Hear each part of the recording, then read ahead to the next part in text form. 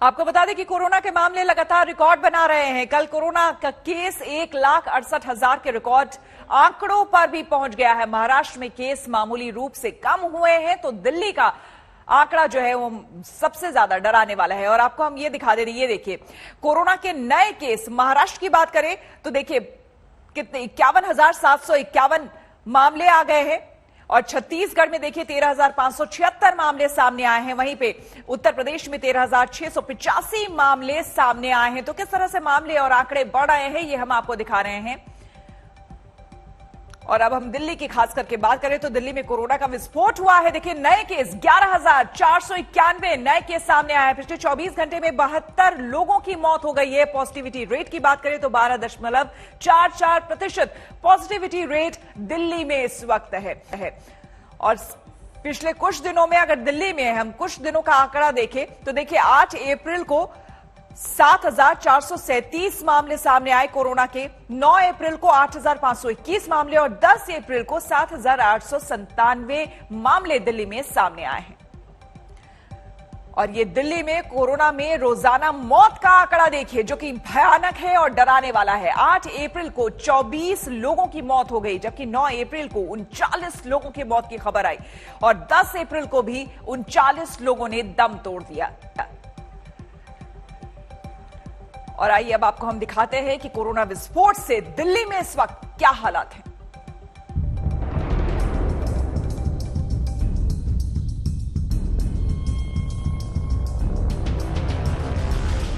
क्या दिल्ली में कोरोना विस्फोट हो चुका है? कल शाम दिल्ली में कोरोना केस के नए आंकड़ों ने ऐसा ही डर पैदा कर दिया है।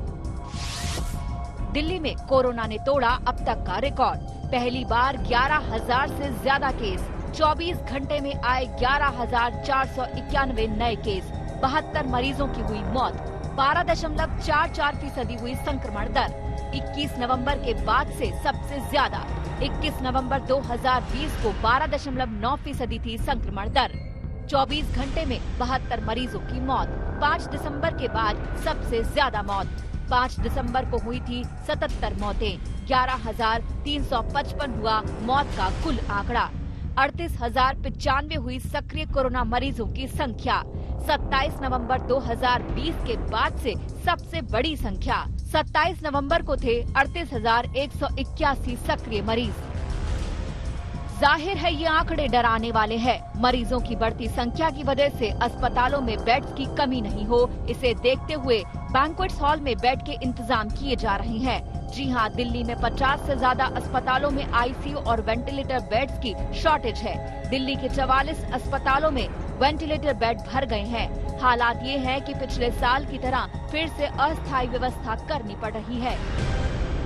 कोरोना ने दिल्ली का हाल एक बार फिर से बेहाल कर दिया है। जिस बैंकेट हॉल में शादी की शहनाई बजनी थी वहां पर कोरोना मरीजों के लिए बेड्स लगाए जा रहे हैं, क्योंकि दिल्ली में अब बेड्स की कमी होने लगी है और ऐसी स्थिति में मरीजों को दिक्कत ना हो, सरकार अलग अलग बैंकेट्स हॉल को अस्थायी कोरोना अस्पताल में तब्दील कर रही है।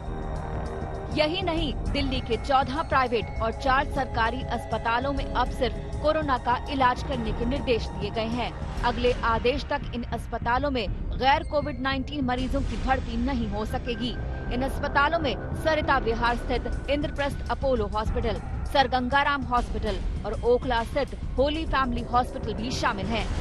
वेंटिलेटर के हर एक पेशेंट को जरूरत नहीं होती है, सिर्फ 2-3% लोगों को होती है। बेड के लिए हम लगातार बढ़ा रहे हैं। पिछले एक हफ्ते के अंदर हमने 5,000 बेड बढ़ाए हैं। आज भी 50% बेड अवेलेबल है और हम फर्दर इंक्रीज कर रहे हैं। केंद्र सरकार के जितने भी हॉस्पिटल हमने रिक्वेस्ट किए पिछले वाले लेवल पे उसको ले जाए।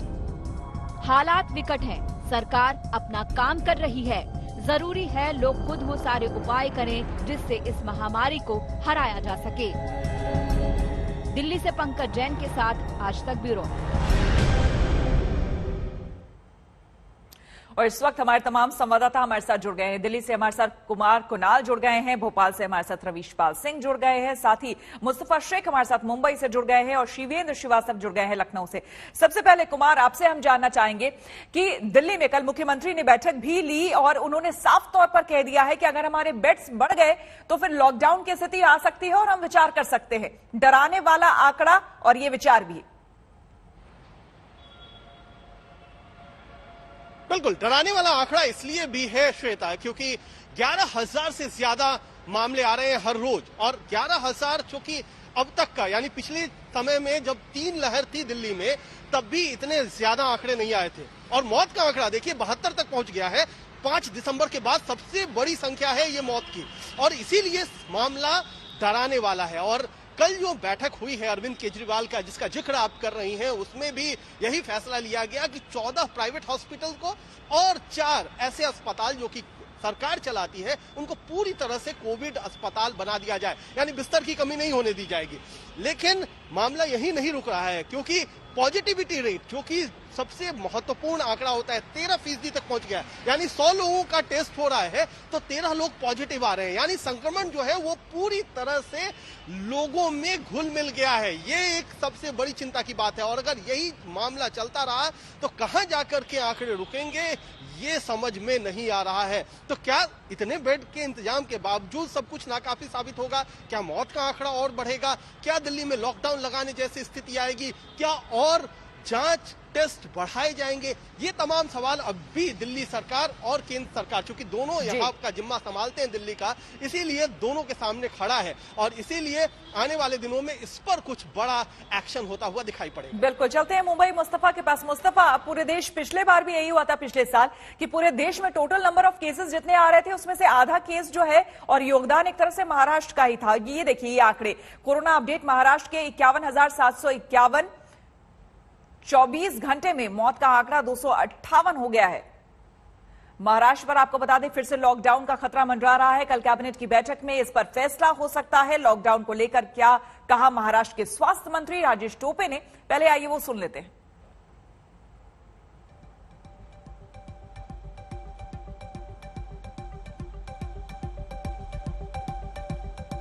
चलिए हम राजेश टोपे की बाइट जो है उन्होंने क्या कुछ कहा ये हम आपको सुनाएंगे, लेकिन हम मुस्तफा से पहले बात कर लेते हैं। तो मुस्तफा, जैसा कि मैं बता रही थी कि अभी भी 51,751 केसेस, मतलब टोटल नंबर ऑफ केसेस जितने हैं उसमें से आधे से ज्यादा महाराष्ट्र से ही देखने को मिल रहा है। ऐसे में साफ तौर पर क्या कुछ सरकार के आगे की रणनीति है, क्या कुछ खबरें आप लोगों तक पहुंच रही है? क्या लॉकडाउन लग सकता है आने वाले दिनों में महाराष्ट्र में?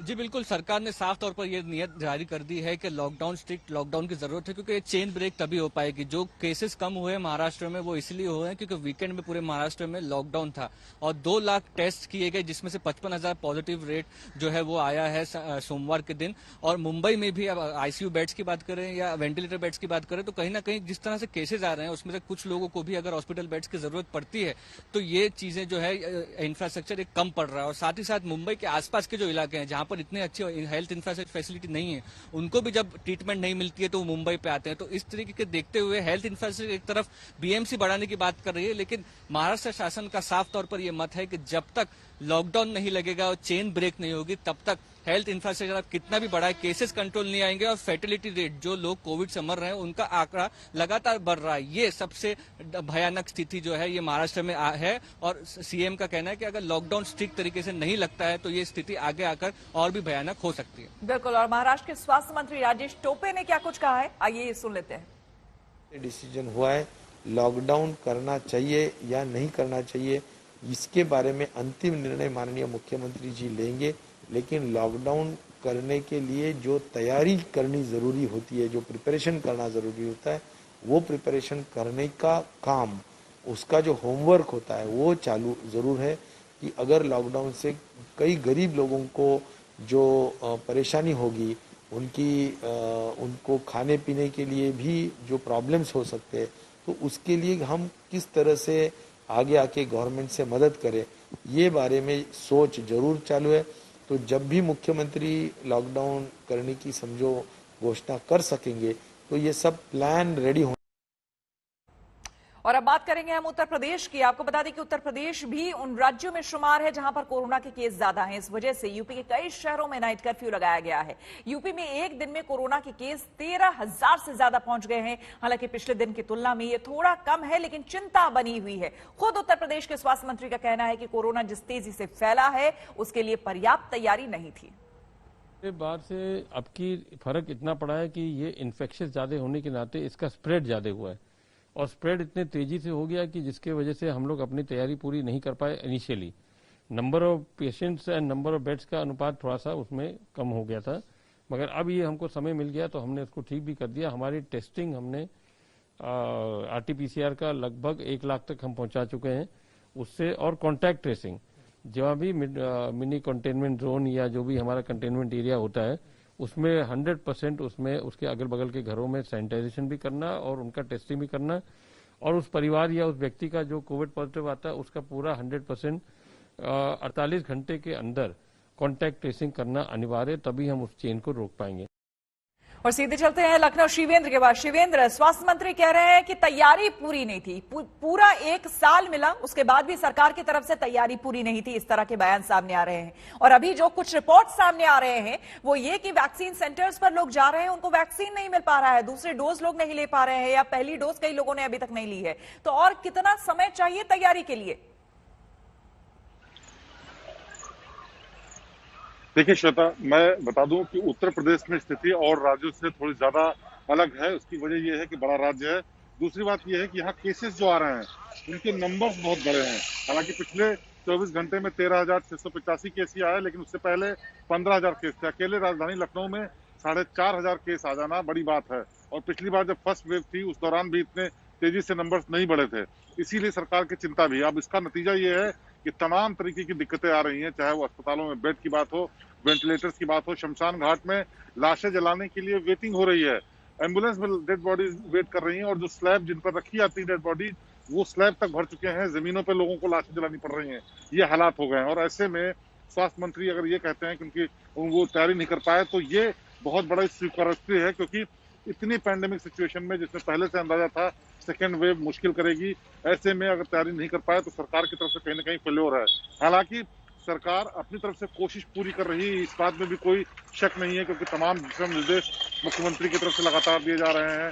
चीफ सेक्रेटरी लेवल तक रोज मीटिंग्स और रोज निर्देश दिए जाते हैं, लेकिन नतीजा ये है कि अभी भी केसेस कंट्रोल से बाहर हैं। उसकी 2 वजह है।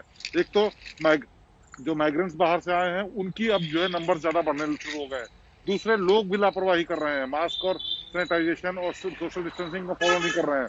हालांकि यहाँ अभी लॉकडाउन जैसी सिचुएशन नहीं है, लेकिन कई जिलों में नाइट कर्फ्यू लगाया गया है, स्ट्रिक्ट प्रोविजंस किए गए हैं कि मूवमेंट किस तरह से होगा, और कुछ जिलों में भी लगाया जा सकता है। लेकिन अभी जो सिचुएशन है वो वाकई हैरान करने वाली है, परेशान करने वाली है, क्योंकि नंबर्स उत्तर प्रदेश में बहुत ज्यादा हैं और अभी तक और सरकार के साथ साथ लोगों को भी इस बात को समझना चाहिए कि उनकी खुद की भी कुछ जिम्मेदारी बनती है, इसलिए वो भी सतर्क रहें और तमाम कोविड प्रोटोकॉल्स को फॉलो करें। अब बात हम कर लेते हैं भोपाल की, जहां पर कल से आपको बता दें कि हफ्ते भर के लिए लॉकडाउन लगा दिया गया है।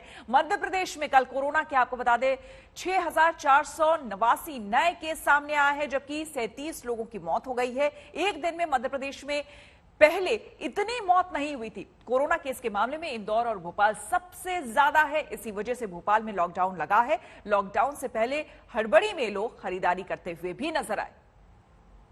कोरोना के बढ़ते ग्राफ के बीच अब मध्य प्रदेश की राजधानी भोपाल में भी लॉकडाउन का ऐलान हो गया है। आपको बता दें कि भोपाल में सोमवार रात 9 बजे से लेकर 19 अप्रैल की सुबह 6 बजे तक के लिए लॉकडाउन लगा दिया गया है, और इसके बाद मध्य प्रदेश की राजधानी भी उन शहरों में शुमार हो गई है जहां पे अब लॉकडाउन रहेगा अगले पूरे 1 हफ्ते तक। आपको बता दें कि इस दौरान क्योंकि मध्य प्रदेश के तकरीबन 19 शहर ऐसे हो गए जहां पे अब लॉकडाउन हो गया है। भोपाल में लगातार मामले बढ़ रहे थे और सवाल उठ रहा था कि आखिरकार भोपाल को लॉकडाउन से अछूता क्यों रखा गया है, लेकिन अब कलेक्टर ने फैसला कर लिया और इसलिए अब आप देख सकते हैं लोग तमाम जो है पहुंच रहे हैं जिन्हें इस बात की जानकारी है कि लॉकडाउन लग गया है, वो सब अगले 1 हफ्ते का सामान अभी से ले करके रख रहे हैं। आपको बता दें कि ये जो लॉकडाउन रहेगा जिसे कोरोना कर्फ्यू का नाम दिया गया है, इसमें कुछ चीजें ऐसी रहेंगी जिनको छूट रहेगी। जैसे सार्वजनिक वितरण प्रणाली जो है, यानी जो राशन की दुकानें हैं वो तो खुली रहेगी, हालांकि जो उचित मूल्य की दुकानें हैं केवल वही इसके अधीन आएगी। बाकी किराने की जो दुकानें हैं वो बंद रहेगी अगले 1 हफ्ते तक। इस बात ध्यान रखा गया है कि जो मजदूर होंगे अगर वो किसी उद्योग में जाते हैं, कहीं काम करने जाते हैं, तो उनको आने जाने की छूट रहेगी। इसके साथ ही जो आईटी कंपनियां हैं उनको जरूर यहाँ पे इस दौरान छूट रहने जा रही है। परीक्षा अगर किसी की है तो परीक्षा केंद्र में जा सकता है, उनके लिए छूट है। और साथ ही में जो टीकाकरण कार्यक्रम में जो स्टाफ लगा हुआ है उन्हें भी छूट रहेगी। और ये आप देख सकते हैं तस्वीरों में कि लोग अब इकट्ठा करके सामान अब 1 हफ्ते के लिए कम से कम ले करके जाना शुरू हो गए हैं। तो ये तस्वीरें हैं राजधानी भोपाल की, क्योंकि एक हफ्ते के लिए ये लॉकडाउन लगा है। हालांकि ये लॉकडाउन आगे बढ़ेगा है नहीं, इस पे अभी सवाल है, क्योंकि कोरोना के मामले लगातार बढ़ रहे हैं।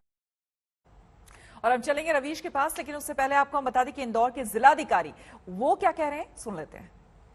यदि आप लॉकडाउन के निर्देशों का उल्लंघन करेंगे तो इसमें आप अपने आप को भी जोखिम में डाल रहे हैं, अपने परिवार को भी जोखिम में डाल रहे हैं और शहर की सुरक्षा भी जोखिम में है। इस मामले में लेकर कि कोरोना की गंभीरता को देखते हुए आप लोग अपने अपने घरों में रहें, बट उसके बाद भी लोग लगातार इसका उल्लंघन करते हुए पाए जा रहे हैं। इनको कोशिश की है, जो पुलिस में लोग करते हैं कि उठक बैठक के रूप में इन्होंने एक्सेप्ट किया कि सर मेरी गलती है, मुझे नहीं निकलना चाहिए, तो अपनी गलती को मान रहे हैं। तो इसके बाद अब इसके पुनः यदि पकड़े जाएंगे तो जरूर कार्रवाई होगी। कोरोना की पहली लहर में एक मरीज से उसके आसपास के 30 से 40% लोग संक्रमित होते थे। इस बार एक मरीज से उसके आसपास के 90% लोग संक्रमित हो रहे हैं। इसी वजह से कोरोना भी तहाशा बढ़ रहा है और सिस्टम भी दम तोड़ रहा है।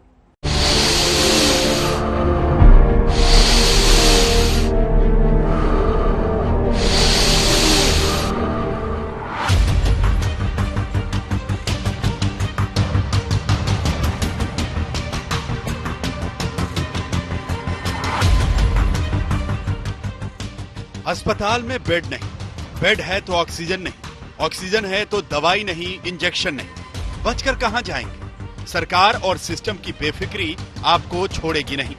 जगह कोई भी हो, पिछले 2 हफ्ते से यही हाल है। दिल्ली में 50 से ज्यादा अस्पतालों में आईसीयू और वेंटिलेटर बेड्स की शॉर्टेज है। दिल्ली के 44 अस्पतालों में वेंटिलेटर बेड भर गए हैं। हालत ये है कि पिछले साल की तरह फिर से अस्थायी व्यवस्था करनी पड़ रही है। कोरोना ने दिल्ली का हाल एक बार फिर से बेहाल कर दिया है। जिस बैंकेट हॉल में शादी की शहनाई बजनी थी, वहां पर कोरोना मरीजों के लिए बेड्स लगाए जा रहे हैं, क्योंकि दिल्ली में अब बेड्स की कमी होने लगी है। और ऐसी स्थिति में मरीजों को दिक्कत ना हो, सरकार अलग अलग बैंकेट हॉल को अस्थायी कोरोना अस्पताल में तब्दील कर रही है। हर रोज 10,000 से ज्यादा केस आएंगे तो यही होगा, लेकिन जब हालात बिगड़ जाते हैं तब सरकार को याद आता है और फिर अपनी लापरवाही से ज्यादा दूसरों की बात की जाती है। दिल्ली सरकार का दावा है कि एक हफ्ते में उन्होंने 5,000 नए बेड तैयार किए हैं और केंद्र सरकार अपने अस्पतालों में कम से कम 3,000 बेड और बढ़ाए। वेंटिलेटर की हर एक पेशेंट को जरूरत नहीं होती है, सिर्फ 2-3% लोगों को होती है। बेड के लिए हम लगातार बढ़ा रहे हैं। पिछले एक हफ्ते के अंदर हमने 5,000 बेड बढ़ाए हैं। आज भी 50% बेड अवेलेबल है और हम फर्दर इंक्रीज कर रहे हैं। केंद्र सरकार के जितने भी हॉस्पिटल हमने रिक्वेस्ट किए, पिछले वाले लेवल पे उसको ले जाए। क्या यह सब पहले नहीं हो सकता था? लेकिन ऐसा लगता है कि सब बेफिक्र बैठे थे कि अब कोरोना की कोई नई लहर नहीं आएगी। ऐसी बेफिक्री से लखनऊ जैसे शहरों में एक हफ्ते से विस्फोटक स्थिति है। 3-4 दिन पहले जो अचानक 1,500-2,000 की संख्या जंप किया था, खास करके लखनऊ जैसे राजधानी में, उस समय थोड़ी बेड्स की संकट आ गई थी। इस 3-4 दिन के अंदर हम लोग ने बेड्स की पूरी व्यवस्था कर दी है। यहाँ के राजधानी के लिए हमने पूरी तरह व्यवस्था कर दिया है। अब जो पेशेंट, जितने भी पेशेंट आएंगे उसको हम आराम से एडजस्ट कर पाएंगे। अब सिस्टम और सरकार खुद को फुल एक्टिव दिखा रहे हैं और हर कमी को दूर करने के दावे कर रहे हैं, लेकिन बहुत भयानक हालात हैं। भोपाल के अस्पताल में जगह नहीं बची तो ऐसे कमांड सेंटर बनाकर मरीजों को देखा जा रहा है। भोपाल के कमांड कंट्रोल रूम में, स्मार्ट सिटी कंट्रोल रूम है ये, जहां पे आप देखें तो मेडिकल स्टाफ यहाँ पे रुका हुआ है। प्रशासन ने होम आइसोलेशन में तमाम लोग जो घरों में हैं इस वक्त, जिन्हें कोरोना है, उनसे लगातार यहाँ की जो टीम है स्वास्थ्य उनको बातचीत कर रही है और उनके स्वास्थ्य का जायजा ले रही है। कहीं किस्मत से बेड मिल रहा है तो ऑक्सीजन नहीं मिल रही। इंदौर के एक अस्पताल में 25-25 किलोमीटर से लोग खुद ऑक्सीजन सिलेंडर लेकर आ रहे हैं। आज से 4 दिन पहले भी ऑक्सीजन खत्म हो गया था और आज फिर ऑक्सीजन की दिक्कत आ चुकी है। यहाँ हॉस्पिटल वाले की आपके पेशेंट की छुट्टी करा सकते हो आप, ऑक्सीजन की आपकी अपनी व्यवस्था कर लीजिए, ये वो ऐसा बोला इन लोगों। ये हम पीतमपुर से यहाँ से लेटर लिखवा के ला के दे रहे हैं। तो लेके आ रहे हैं, वो क्या कर रही है, उनके एक्स्ट्रा लग रही तो हमारी लाइन चल रही है, हमारे पास ऑक्सीजन खत्म नहीं हो रहा। ये हमको पहले भी बताया गया है कि अभी 2 घंटे के लिए है, फिर इसके बाद आप मतलब देखिए क्या करते हैं। सब उसी के लिए परेशान है। ऑक्सीजन मिल जाएगा तो सब अच्छा रहेगा, नहीं सब आईसीयू में है मेरा भाई। कहीं ऑक्सीजन की कमी है तो कहीं रेमडेसिविर इंजेक्शन की। हर जगह इसकी मारामारी है। गुजरात में 6 दिन से बुरा हाल है। लोग एक एक इंजेक्शन के लिए भटक रहे हैं। जहां इंजेक्शन मिलने का पता चलता है वहीं भीड़ जुट जाती है। कालाबाजारी तक हो रही है। 600 से 800 रुपए का इंजेक्शन 10 गुने दाम पर कहीं मिल रहा है तो कहीं मिल भी नहीं रहा। मैं यहाँ पे 3 दिन से लाइन में खड़ा रहा हूँ। आज भी मेरा नंबर आने वाला नहीं है क्योंकि यहाँ पे अंदर से बोला है कि 700 लोगों को ही देने वाले हैं और मेरा नंबर है 878। मैं सुबह 6 बजे से लाइन में खड़ा हूँ पर मेरा नंबर आज भी आने वाला नहीं है। क्या रेमडेसिविर इंजेक्शन हो, क्या आईसीयू, क्या वेंटिलेटर बेड्स, अहमदाबाद, सूरत जैसे बड़े शहरों का हाल बुरा है। गुजरात के साथ साथ कोरोना से सबसे ज्यादा प्रभावित महाराष्ट्र की स्थिति तो सबसे ज्यादा विस्फोटक है। राज्य में 75% आईसीयू बेड फुल है।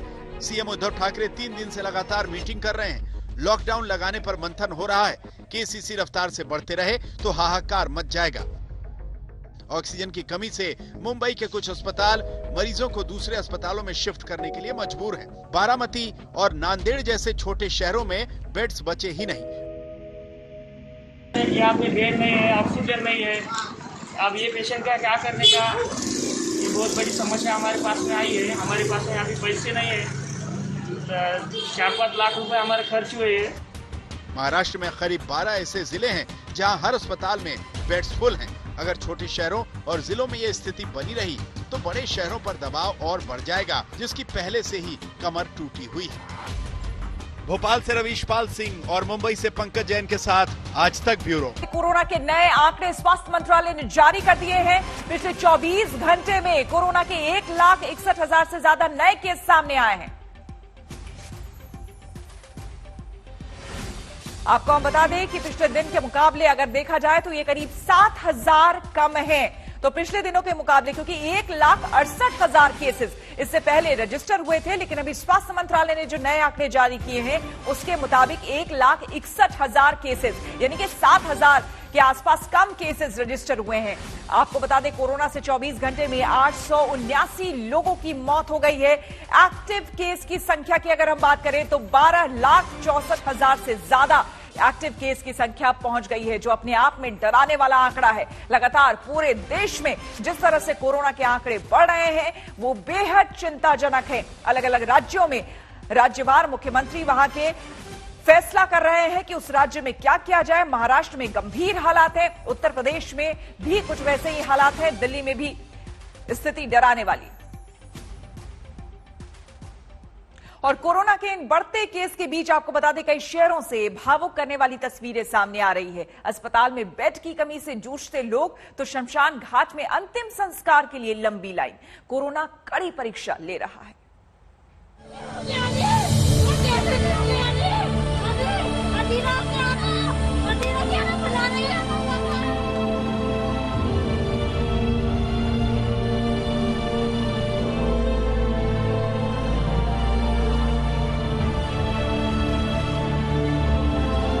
ये वीडियो आपकी संवेदना को झकझोर देगा। लड़की की ये चीख आपके कलेजे को दहला देगी। जैसे जैसे कोविड ने शहर शहर अपना शिकंजा मजबूत करना शुरू किया है, ऐसी दहलाने वाली तस्वीरें फिर से आने लगी हैं। 9 अप्रैल का ये वीडियो मध्य प्रदेश के इंदौर शहर का है। पिता की जब सांसें उखड़ने लगी तो बेटी के लिए इसे सहना मुश्किल हो गया। ये वीडियो इंदौर के नवनिर्मित सुपर स्पेशलिटी हॉस्पिटल के बाहर की है। लड़की का आरोप है कि वो बीमार पिता को लेकर अस्पताल पहुंच गई, लेकिन अस्पताल में बेड की किल्लत का सामना करना पड़ा। बेड के लिए घंटों बेबस होकर इंतजार करना पड़ा। ये तस्वीर बढ़ते कोविड केस के साथ चरमराती स्वास्थ्य सेवा को बयान कर रही है। मरीज के परिवार आरोप लगा रहे हैं कि अस्पतालों में बेड और सुविधाओं की भारी किल्लतों का सामना करना पड़ रहा है। कुछ मरीज ऐसे पहुंच रहे हैं जिन्हें ऑक्सीजन की जरूरत होती है, लेकिन ऑक्सीजन की किल्लत का सामना करना पड़ता है। हालांकि प्रशासन ने बेड की कमी के आरोपों को सिरे से नकार दिया है। हादसों के चलते अभी 6,887 बेड हमने कैपेसिटी इंक्रीज करके कर रखी है कोविड हॉस्पिटल्स के लिए। इन 6,887 बेड में से अभी की स्थिति में 4,510 बेड भरे हुए हैं और 2,377 बेड खाली हैं। और अभी हमारे जो आईसीयू बेड्स की कैपेसिटी है वो कुल कैपेसिटी 1127 बेड की, जिसमें 922 बेड बने। महाराष्ट्र के चंद्रपुर की यह तस्वीर तो सबसे भयावह है। इस बुजुर्ग कोविड मरीज को चंद्रपुर के सरकारी कोविड उपचार केंद्र में जगह नहीं मिली। मरीज के परिजन अस्पताल के बाहर फुटपाथ पर लेटाने को मजबूर हो गए। आरोप है कि 11 घंटे तक इस तरह पड़े रहने के बाद भी बेड नसीब नहीं हुआ। वीडियो वायरल होने के बाद अस्पताल प्रशासन की आंख खुली और शाम को कोरोना मरीज को सरकारी मेडिकल कॉलेज में भर्ती किया गया। इनका परसों के दिन रिपोर्ट पॉजिटिव आया, फिर कल इनको यहाँ पे लेके आए। यहाँ से आज सवेरे इनको गवर्नमेंट मेडिकल इसमें रेफर किए, फिर वहाँ पे भी कोई सोई नहीं मिली तो इनको फिर से यहाँ पे लाके डाल दिए और सवेरे से 1 बजे से लेके ये यहीं पे ऐसे ही पड़े हुए हैं। अब भावनगर के सरकारी कोविड अस्पताल के इस वीडियो को देखिए। इसे सांसद शक्ति सिंह गोहिल ने ट्वीट किया था। वीडियो में कुछ मरीज अस्पताल परिसर में जमीन पर लेटे हुए नजर आ रहे हैं, वहीं कुछ मरीज स्ट्रेचर पर लेटे हुए हैं। हालांकि गोहिल के ट्वीट पर अस्पताल प्रशासन ने तुरंत जवाब देते हुए कहा कि ये वीडियो ओपीडी का है। ये जो स्थल पर लिया गया है वो कोई कोविड सेंटर का स्थल नहीं है, वो हमारी फ्लू ओपीडी है, जहां पर दिन के 300 से ज़्यादा मरीज आते हैं। वहां पर मरीज के आने पर उनका इनिशियल ट्रायजिंग एंड स्क्रीनिंग किया जाता है। अगर वीडियो ओपीडी का है तो भी क्या ये खस्ता हाल हेल्थ सिस्टम की पोल नहीं खोल रहा? बहरहाल इस तरह की शिकायत बढ़ने के बाद सरकार ने आनन फानन में कम्युनिटी हॉल और दूसरे सरकारी अस्पताल के साथ साथ ट्रस्ट के अस्पताल को भी कोविड अस्पताल बनाने का फैसला किया है। गुजरात के मोरबी जिले के खकरेची गांव का ये वीडियो भी सोशल मीडिया में वायरल हो रहा है। 7 अप्रैल का ये वीडियो है। वीडियो गांव के एक निजी क्लिनिक के बाहर का है। नीचे चटाई पर सुलाकर मरीज का इलाज हो रहा है। कोरोना फिर से देश के हेल्थ सिस्टम की परीक्षा ले रहा है। बड़े बड़े दावों के बावजूद साफ दिख रहा है कि हालात सही नहीं हैं। आज तक ब्यूरो। अस्पतालों का हाल आपने देख लिया। कई शहरों में इससे बुरी हालत शवदाह गृहों की है। सूरत से हमारे पास कोरोना की बहुत भयानक तस्वीर सामने आई है, जहां शमशान की लोहे की भट्टियां पिघल गई हैं।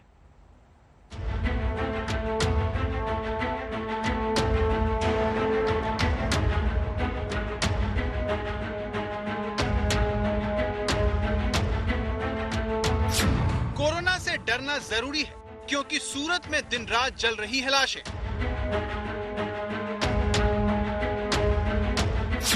कोरोना से डरना जरूरी है, क्योंकि सूरत में चिता की भट्टी तक पिघली। सूरत जिले के शमशान घाटों पर लाशों के अंबार लग गए हैं। इस वजह से वहां दिन रात शवों का अंतिम संस्कार किया जा रहा है। लेकिन सबसे ज्यादा चौंकाने वाली बात यह है कि शमशान गृह की जिन भट्टियों पर गैस के जरिए शवों का अंतिम संस्कार किया जाता है, उन भट्टियों की ग्रिल ही पिघल गई है। ये देखिए, अब इसकी करीब से तस्वीर देखिए, जिसमें ये ग्रिल पिघली हुई दिख रही है। इसकी एक और तस्वीर देखिए, जिसमें आपको साफ साफ दिखेगा कि कैसे शमशान गृह की जिन भट्टियों पर अंतिम संस्कार किया जाता है, उनकी क्या हालत है। दावा है कि सूरत के सभी 3 शमशान गृह की गैस भट्टियों की ग्रिल पिघल गई है। सूरत के रामनाथ घेला शमशान घाट में सबसे ज्यादा लाश पहुंच रही है। शमशान के प्रमुख का कहना है कि हर दिन 100 लाशें अंतिम संस्कार के लिए आ रही हैं। इस वजह से 24 घंटे गैस भट्टी जलती रहती है, वो बंद ही नहीं हो पाती। गर्म रहने की वजह से गैस भट्टियों पर लगी एंगल भी पिघल गई है। सूरत में हालत यह है कि शमशान गृह 24 घंटे काम कर रहे हैं। बावजूद इसके लोगों को 8 से 10 घंटे का इंतजार करना पड़ रहा है। उसके बाद ही वो अपने लोगों का दाह संस्कार कर पा रहे हैं। यहाँ तक कि कई लोग शमशान गृह से चिट्ठी लेकर चले जाते हैं और वक्त आने पर दाह संस्कार करने लौटते हैं। लेकिन सूरत की ये तस्वीर सबसे भयानक है, जो कोरोना को हल्के में लेने वालों को चेतावनी दे रही है कि अगर उन्होंने कोरोना को गंभीरता से नहीं लिया तो भारी मुश्किल में पड़ सकते हैं। संजय सिंह राठौड़, सूरत, आज तक।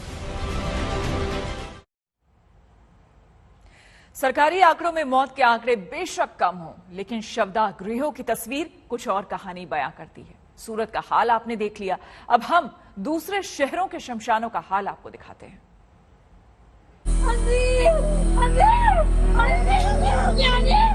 कैसे हो गया ये? मदीना क्या ना? मदीना क्या ना बुला रही है पापा का?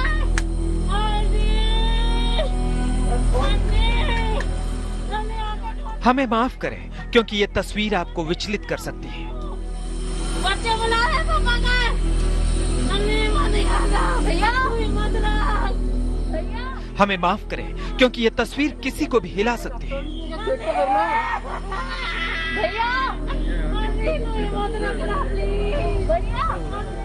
लेकिन जिस देश में कोरोना को मजाक समझने वालों की अच्छी खासी तादाद हो, उनके जहन में जागरूकता की दस्तक देने के लिए इंदौर की ये तस्वीर दिखाना बहुत जरूरी है।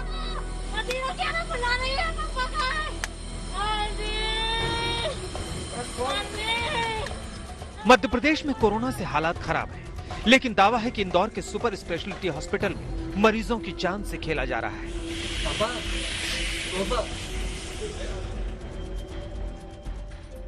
एक व्यक्ति 50 लोगों को संभाल रख के तो बेड भरेंगे और क्या तो पेशेंट नहीं हो रही है, ये मैं बैठा पाऊँ या सामने के सामने। और गार्ड को भी ऐसा है कि किसी का रेफरेंस है तो अंदर गाड़ी आएगी, नहीं तो बोल रहा है बाहर से ही कि सब बेड फुल है। पीड़ित परिवारों का कहना है कि अस्पताल में बेड और मेडिकल स्टाफ दोनों की कमी है। भैया बेड कहीं भी नहीं मिल पा रहे हैं, कोई से भी अस्पताल में बेड अवेलेबल नहीं है। इस देश का सिस्टम कोरोना के सामने कैसे कांप रहा है, ये समझाने के लिए इस महामारी को हल्के में लेने वाले ध्यान से देखें। क्योंकि दिल्ली में कोरोना की दूसरी लहर में शमशान में कोरोना मरीजों के लिए चिता आरक्षित की जा रही है। लखनऊ में दावा है कि शमशान में कोरोना से मरने वालों के शव तेजी से पहुंच रहे हैं, जिससे वहां लकड़ी की किल्लत हो गई है। वहीं गुजरात के सूरत में 15 साल बाद एक शमशान को दोबारा शुरू करना पड़ा है। वहीं रांची में तो शमशान घाट में दावा है कि अंतिम संस्कार के लिए कोरोना से मरने वालों के परिजनों को घंटों इंतजार करना पड़ा। ये सारे हालात लगातार खतरे की दस्तक दे रहे हैं, बता रहे हैं कि कोरोना से डरना जरूरी हो गया है। यह उत्तर प्रदेश की राजधानी लखनऊ का बैकुंठ धाम अंतिम संस्कार स्थल है। आमतौर पर यहाँ एक दिन में 8 से 10 लोगों का अंतिम संस्कार होता है, लेकिन कोरोना की इस दूसरी लहर में ये घाट भी छोटा पड़ गया है। गौर करने वाली बात यह है कि इन शवों में कोई भी कोरोना से नहीं मरा है। ऐसे में सवाल ये उठता है कि आखिर लखनऊ के शमशान में अंतिम संस्कार के लिए इतने शव पहुंचने की क्या वजह है? तो इस बारे में आज तक ने मरने वालों के परिजनों और उनके साथ आए डॉक्टरों से भी बात की। इलाज ही प्रॉपर नहीं मिल पा रहा, डॉक्टर देख नहीं रहे हैं, आदमी वेटिंग ही में इतनी देर, कोविड के चक्कर में आदमी ढंग से देख ही नहीं रहा। इस चक्कर में जिनके प्रॉब्लम नॉर्मल बीमारी उनको दिक्कत होती आ रही है। तो आपको ये लगता है जो ये आमतौर पर जो डेथ्स होती थी उनमें संख्या इसलिए बढ़ी है क्योंकि इलाज उन लोगों को नहीं मिल रहा है? भैया मैं खुद डॉक्टर हूँ, मैं ऑर्थोडोंटिस्ट हूँ, मैं खुद अपनी क्लिनिक बंद करके बैठा हूँ मजबूरी में। जब मैं देख रहा हूँ कि इतना जरा लोगों को एक्सपोजर हो रहा है तो हर आदमी डरता है। सारे डॉक्टर्स अब जितने भी थे उन्होंने सबने ऑनलाइन कंसल्टेशन शुरू कर दिया। सारी प्रॉब्लम्स तो ऑनलाइन सेटल नहीं हो सकती। आप खुद देखिए, यहाँ पर लाशों को रखने के लिए चबूतरे पहले से ही भरे हैं। लाशें जमीन पर जलाई जा रही हैं। यहाँ तक कि लाशों के अंतिम संस्कार के लिए घंटों इंतजार करना पड़ रहा है। यहाँ तक कि अंतिम संस्कार की लकड़ी खत्म होने का दावा किया जा रहा है। कोरोना महामारी ने जैसे हमारी स्वास्थ्य व्यवस्थाओं की पोल खोली है, उसकी मिसाल मिलने मुश्किल है, क्योंकि कोरोना संक्रमित कई मरीज तो अस्पताल और डॉक्टर तक पहुंच भी नहीं पाते हैं। लखनऊ की तरह दिल्ली में दिक्कत ना हो, इसके लिए शमशान में कोरोना मरीजों की चिताएं भी आरक्षित कर दी गई है। निगम बोध घाट पर खड़े हैं, जिसको खास तौर पर जो कोरोना का अंतिम संस्कार है उसके लिए भी तैयार किया गया है। और यहाँ पर कम से कम 20 चिताएं ऐसी हैं जो रिजर्व की गई हैं सिर्फ कोरोना की वजह से जिन मरीजों की मौत हो रही है उनके अंतिम संस्कार के लिए। और आपको बताएं कि ये निगम बोध घाट अकेला ऐसा शमशान घाट नहीं है जहां पर कोरोना से होने वाली मौतों को लेकर के अंतिम संस्कार किए जा रहे हैं। अलग से 5 जो ऐसे शमशान घाट तैयार किए गए हैं जिनमें अंतिम संस्कार होगा। दक्षिणी दिल्ली में पंजाबी बाग और हस्तसाल, जहां पर 15-15 चिताएं रिजर्व रखी गई है कि सिर्फ कोरोना की वजह से अगर मौत होती है तो उनका अंतिम संस्कार होगा। इसकी जरूरत इसलिए पड़ी क्योंकि लगातार यहाँ पर कोरोना से मरने वाले पहले से कहीं ज्यादा पहुँच रहे हैं। निगम बोध घाट पर फरवरी में 28 शवों का अंतिम संस्कार किया गया तो मार्च में 73, लेकिन अप्रैल के पहले ही हफ्ते में 60 कोरोना मरीजों के शव दिल्ली के निगम बोध घाट पर पहुंच चुके हैं। दिल्ली की तरह रांची में भी कोरोना मरीजों के शव पहले से कहीं ज्यादा संख्या में पहुंच रहे हैं, लेकिन मोक्ष धाम के मुख्य दरवाजे पर आकर भी उन्हें इंतजार करना पड़ा, क्योंकि रांची के शमशान गृह में अंतिम संस्कार की मशीन खराब हो गई। शवों को लेकर अंतिम संस्कार के लिए मुक्तिधाम पहुंचे एम्बुलेंस के ड्राइवर भी काफी परेशान हो गए। गर्मी में उन्हें घंटों पीपी किट में रहना पड़ा। परिजनों के साथ वो भी शवों को लेकर उनके मोक्ष का इंतजार करते दिखे। मशीन जलाने के कारण से ये बॉडी जितना है सब नहीं जल पा रहा है, तो इसके लिए हो सकता हो कि नगर निगम कोई उपाय कर रहा है कि ले जाया जाएगा नापुम भाग रहा। कितने अभी डेड बॉडी यहाँ पे आई हुई है? यहाँ पर 11 हुआ। रांची में कोरोना से मरने वालों का आंकड़ा पिछले 10 दिनों में काफी बढ़ गया है। रांची में इस महीने की शुरुआती 10 दिनों में 36 लोगों की मौत हो चुकी है। वहीं झारखंड में मौत का आंकड़ा 100 के पार चला गया है। दिल्ली से कुमार कुणाल, लखनऊ से शिवेंद्र श्रीवास्तव, रांची से मृत्युंजय श्रीवास्तव के साथ संजय सिंह राठौर, सूरत, आज तक।